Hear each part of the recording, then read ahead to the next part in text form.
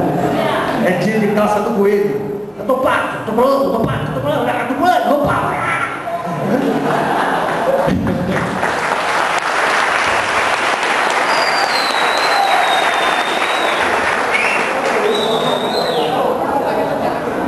Eu só espero não ficar famoso em Goiânia pelas minhas pernas.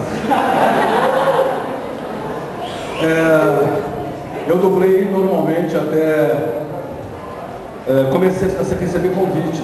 E assim, foi meio que uma maldição na minha vida. Qualquer colega que ficava doente me chamava para substituir. Aí tinha um cara que tinha um programa de rádio em São Paulo que fazia dublagem, chamado Roberto Barretos. Os mais antigos talvez tenham ouvido falar nele. Ele viajou o Brasil, uma caravana do Silvio Santos, uma coisa assim. Ele fazia vozes, né? Era a idade da pedra da dublagem, mais ou menos assim. E ele fazia uns tipos maravilhosos. Eu herdei dele. Não, tranquilo aqui. Era um burrito, amigo de um cavalo. Era o Babalu. O Babalu ficou tão famoso que virou nome de chiclete. Olha isso, né? O Babalu era muito divertido de fazer, mas eu me cansava, porque o texto tinha 3 linhas, eu falava 10. Porque ele não parava de mexer a boquinha, né?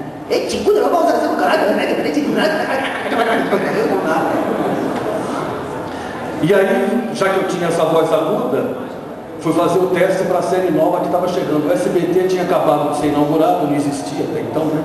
No começo dos anos 80, inauguraram o SBT e veio uma série fantástica, Os Ursinhos Carinhosos. Alguém viu? Pode, não chega, eu vou embora, até amanhã.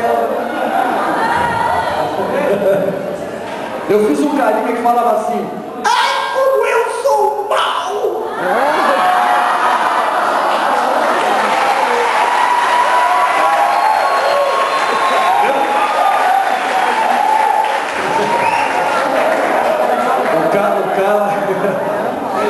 Eu saía sem voz no estúdio, porque era muito aguda a voz que eu inventei pro cara, depois eu me arrependi. Aí não tinha como voltar atrás, né? Ficou aquela voz aguda do malvado, e ele é muito safado, bancava o malvado, né? E na verdade, quando aparecia o coração gelado, ele se encolhia todo. Laurinha! E na mesma série eu fui convidado a fazer mais um tipo, e aí eu homenageei um dos meus mestres, Francisco Borges. Esse ator, ele fez a voz de um personagem da série Hanna-Barbera. Eu também fiz a Hanna-Barbera. Mas ele fazia um personagem chamado Leão da Montanha. Ele tinha uma frase que ele repetia sempre: saída pela direita, ou saída pela esquerda, ou alguma coisa assim. E ele usava um estilo meio inglês de falar, né? Que tem uma batata na boca, sabe? Né?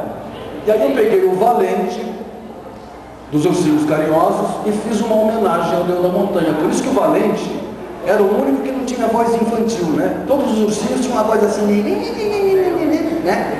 E o Valente falava: então, meus amigos, vamos tentar salvar o amiguinho. Talvez ele consiga escapar.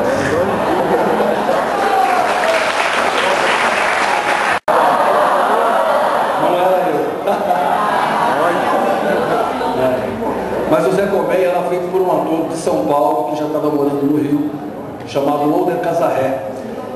O Older Casarré, infelizmente, foi atropelado pela violência carioca, né? Ele acordou de manhã para ir gravar novela, ele fazia uma novela na Globo. Ele acordou, sentou na beira da cama, segundo a mulher dele, né? Se preparou para botar chinelo, alguma coisa, sei lá o quê, e uma bala atravessou a janela e pegou no peito dele. Ele estava com uma novela no ar, novela das 6, ele fazia um velhinho qualquer lá, ele já era bem velhinho, mas ele morreu sentado na beira da cama. Ele fazia o Zé Colmeia, e eu fazia o Catatal. Aquele ursinho com cara de sono que fazia assim: Hugo Alfa, Zé Colmeia!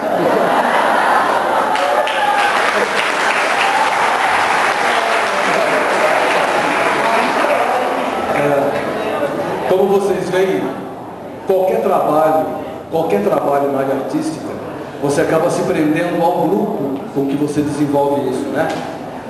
O Catatal me rendeu um convite para fazer mais um garotinho.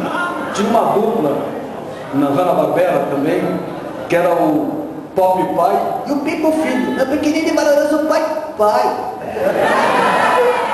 Então, eu fui lá e fiz o Bob Filho em toda a série do Hanna-Barbera, que chamava a Turma do Don Quixote, uma coisa assim, Don Quixote, que era a turma do Hanna-Barbera. Né? E depois disso, eu fiz, mas aí já era a minha voz normal, os Caça-Fantasmas. Né? O Ray, lembra do Rei Gordinho? Então, ei, Geleia, onde é que você está? Venha pra cá! Geleia! Era o rei, né? Essa série foi imensa. 200 e tantos desenhos, era muito grande. Mas era um adulto, um ser humano, né? Não era um bichinho. E para encerrar a série, assim, depois eu fiz, claro, muitas séries, mas dublei muitos atores. Alguns eram em começo de carreira, como o caso do Johnny Depp, por exemplo. Dom Vandemarco, se alguém já pegou em locadora, infelizmente ele está com a minha voz, coitado. Se ele olhasse no espelho e visse aquela careca brilhante, ele fala, caceta, eu vou dublar com esse cara, meu. Ah, tá bom, obrigado. Então, vai pagar dobrado depois. O Dan Aykroyd, os Caça-Fantasmas, teve uma coisa engraçada, porque a série foi lançada e depois é que fizeram os filmes. Foram 2 filmes. Alguém viu? 2 longas. Legal, né? Muito divertido. Os filmes são muito legais. São 4 colegas que dublaram a série. Ézio Ramos, já falecido. Eu. O Antônio Moreno, que fazia o crioulo do grupo. Era Ego era o cientista. Marcos Aidar, que fazia em São Paulo. E o Antônio Moreno, que fazia o Winston, que era o crioulo, o fortão, né? Que encarava todo mundo. Os 4 também foram chamados para dublar no filme. Então, aí, a partir daí, todos os filmes do Dan Aykroyd, que era o gordinho, os 4, Espera, Dom Juan, Maldição de não sei o quê, os filmes que eu nem lembro mais. De lá para cá, eu já trabalhei, já coloquei minha voz em mais de 6.000 títulos de longa-metragens, curtas-metragens, filmes técnicos e desenhos. Atualmente eu sou diretor de dublagem. Minha última obra como criador de voz é um dinossauro. Oi, Rebeca, tudo bem com você? Você tá bem? Os caras sentados. Que cacete é isso, cara? O que você está fazendo? Ainda era o comecinho, né? O bar não tinha pegado ainda. Pegou agora, uns 2 anos, acho. Mas enfim, foi o último trabalho. Foi o último trabalho que eu pulei um. Tinha um cachorrinho na cultura chamado Wishbone, que contava histórias. Também era eu, né? Mas então, desculpe. Eu vim aqui mais para dizer para vocês o seguinte: é um direito de cada cidadão curtir aquilo que gosta, né? E está na mão de vocês, como já esteve na minha, batalhar para mudar as coisas. Em termos culturais, então, é muito mais difícil, né? Me botaram até para fora. Quem foi que teve essa ideia brilhante? Você é maluca, menina. Você pediu para cantar o bar.